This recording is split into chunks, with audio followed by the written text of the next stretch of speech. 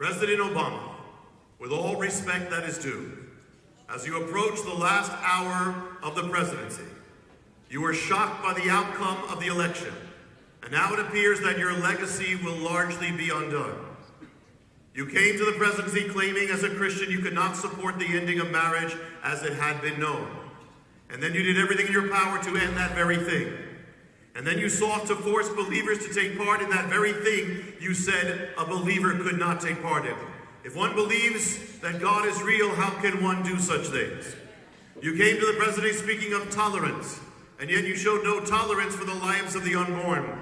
You zealously fought to defend the carrying out of their murder and expanded around the world. And you went farther. You sought to force God's people to fund their killing. President Obama, on the day when marriage as we know it, ordained by God, was with your help struck down in this land, you celebrated by lighting up the White House in the colors of the rainbow.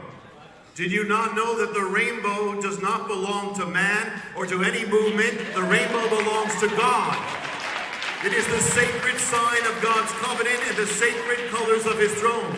If you believe that God is real, how can you use the sign of God to celebrate the striking down of the word of God? If you overturn the edicts of God, should you be surprised that your own edicts will be overturned? And if you strike down the precepts of God, will not your own precepts be struck down? You launch accusations against the leader of Israel in a way you have never done to any leader of any enemy nation. You took part in isolating, condemning Israel before the world and advancing a resolution proclaiming Israel had no right to Jerusalem. If one has ever read the Bible, how could one foster such a thing? Did you miss what the Word of God says concerning Jerusalem? There is only one who has authority over Jerusalem. And it is not the United Nations. It is not the European Union. It is not you. There is only one, and his name is the Lord God of Abraham, Isaac, and Jacob, the Holy One of Israel.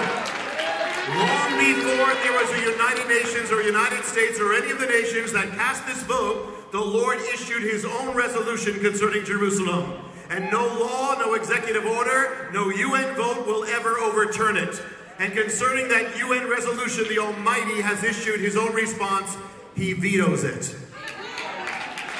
4,000 years ago, God made a covenant with Abraham that states, whatever you do to Israel shall be done to you. President Obama, you sought to intervene in an election held within the borders of a sovereign nation, Israel. Therefore, should you now be surprised if God intervenes in the election of your own nation? You sought through Israel's election to nullify the stands and legacy of its leader, Benjamin Netanyahu. So should you now be surprised if God intervenes now to nullify your own legacy? Despite how you treated the name of God, the word of God and the ways of God, the hand of God, this is the inconvenient truth. God is real, his word is true, his ways are eternal, his hand is mighty, his kingdom is without end, and the darkness shall not overcome it. Mr. President, I'm here to report to you good news. The God of Israel is alive and well, and his arm is strong to the rising up and casting down of kings and kingdoms and governments and administrations. If you don't think he can, to paraphrase your own words, yes, he can.